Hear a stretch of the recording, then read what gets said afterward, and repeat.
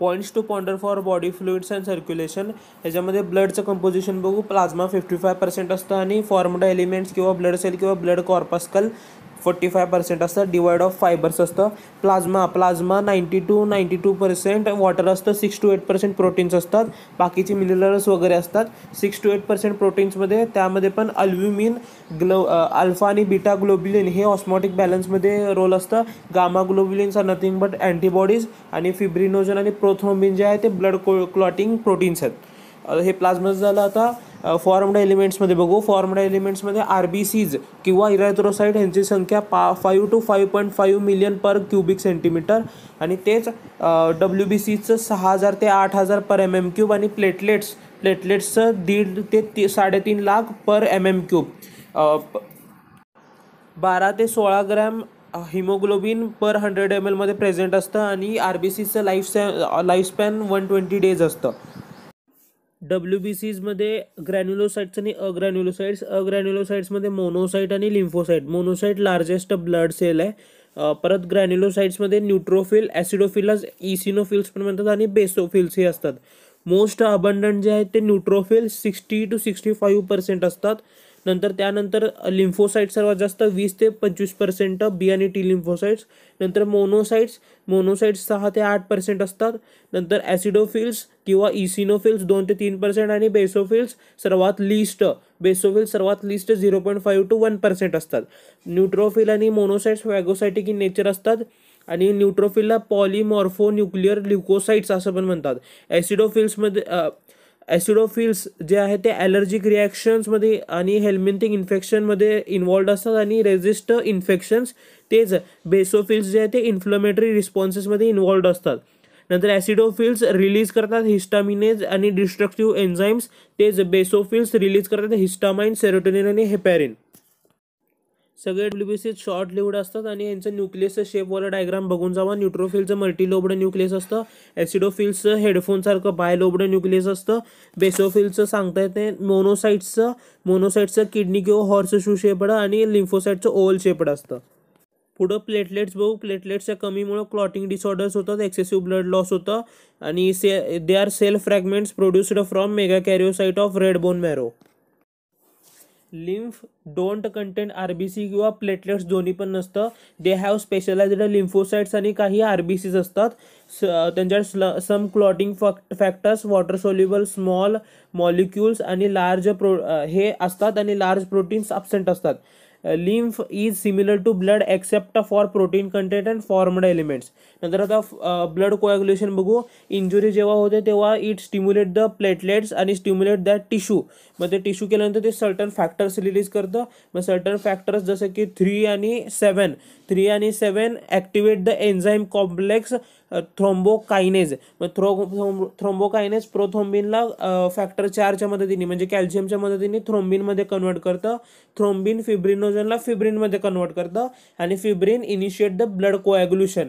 आणि नंतर मग नेटवर्क ऑफ फिब्रिन थ्रेड्स तयार होतं आणि कोॲग्युलेंट फॉर्म होतं. नंतर anti RH antibody given to RH negative mother immediately after the delivery of first RH positive child for prevention of erythroblastosis fetalis. नंतर हार्टमध्ये बघितलं तर 2 प्रकारचे चेंबर्स असतात, मेन चेंबर आणि accessory chambers. Main chambers atria आणि ventricles. Accessory chambers sinus venosus आणि truncus किंवा arteriosus conus. All vertebrates have ventral muscular heart. फिशमध्ये 2 चेंबर्ड वेनस ट्युब्युलर हार्ट असतं आणि त्यांच्यामध्ये सिंगल सर्क्युलेशन असतं. ॲम्फिबियन्स आणि रेप्टाईल्समध्ये बघितलं तर 3 चेंबर्ड हार्ट असतं. त्यामुळे ते ब्लड मिक्स होतं ऑक्सिजनेटेड डिऑक्सिजनेटेड, त्यामुळे इनकम्प्लीट डबल सर्क्युलेशन आहे. नंतर क्रोकोडाईल्स, अलिगेटर्स फ्रॉम रेप्टाईल्स आणि मॅमल्स यांच्यात 4 चेंबर्ड हार्ट असतं, त्यांच्यामध्ये डबल सर्क्युलेशन असतं. नंतर इंटर एट्रियल सेप्टम जे आहे ते थिन मस्क्युलर आहे.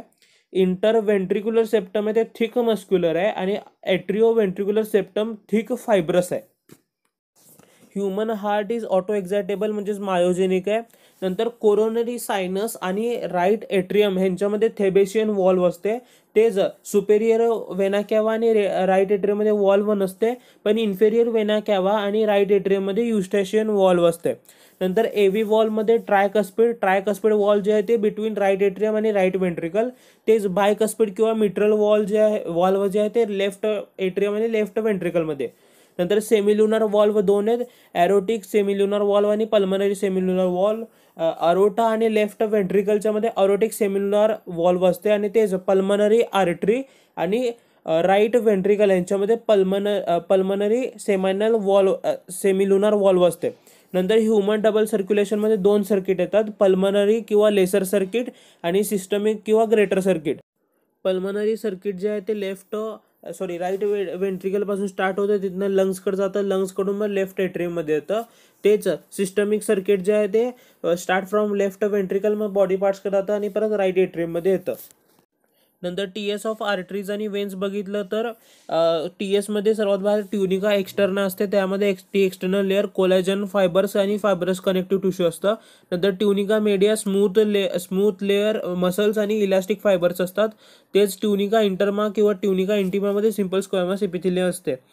ट्युनिका मीडिया जे आहे ते आर्टरीजमध्ये थिकर असते आणि ती thinner in veins. Hepatic portal vein carries blood from intestine to liver before it delivered to systemic circulation.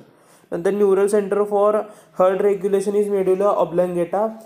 But stroke volume is 70 ml blood pumped by each ventricle in one heartbeat किंवा one cardiac cycle.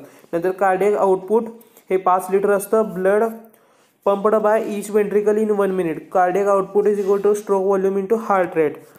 नंतर वेंट्रिक्युलर feeling जे आहे ते 2/3 joint डायस्टॉलमध्ये होतं, त्यापैकी 1/3 rapid आणि passive असतं, 1/3 due to gravity slow passive असतं. तेच 1/3 राहिलेलं एट्रियल सिस्टममध्ये होतं, रॅपिड अँड ॲक्टिव्ह असतं. नंतर ईसीजीची मशीन ग्राफ आहे आणि रिपोर्ट ग्राम असतं. ह्यांच्यामध्ये 3 लेड्स लावल्या जातात, 1 टू इच रिस्ट आणि 1 to left ankle. P wave represent excitation किंवा डिपोलरायझेशन ऑफ बोथ एट्रिया आणि ॲट्रियल कॉन्ट्रॅक्शन. नंतर क्यूआरएस कॉम्प्लेक्स एक्सायटेशन किंवा depolarisation of both ventricles. Initiation of ventricular contraction just after Q wave असतं आणि Q wave mark the beginning of systole. नंतर T wave depolarisation किंवा relaxation किंवा return of ventricles from excited to normal state आणि end of T wave marks the end of systole. Heart rate can be calculated by counting the QRS complex number in 1 minute आणि reduction of T wave किंवा S T segment म्हणजे coronary इशेमियाचं लक्षण आहे. Elevation of T wave और S T segment myocardial इन्फ्रॅक्शन म्हणजेच आपलं heart अटॅकचं लक्षण आहे. नंतर एव्हियन जर ब्लॉक झालं कम्प्लिटली तर स्ट्रोक्स म्हणजे 3 डिग्री हार्ट अटॅक येतं आणि ॲडॅम सिंड्रोम म्हणतात. Disorders of circulatory system hypertension 140-80 असलं किंवा त्याच्यावर अबाउट रिपीटेड चेक्स असले. नंतर हार्ट डिजीज व्हायटल ऑर्गन्सला इफेक्ट करते, ब्रेन आणि किडनीला. कोरोनरी आर्टरी डिजीज किंवा अँथेरोस्क्लेरोसिस, कॅल्शियम फॅट्स आणि कोलेस्टेरॉल आणि fibrous tissues in coronary artery त्यामुळं. नंतर angina pectoris, acute chest pain when enough oxygen is not provided to heart muscles.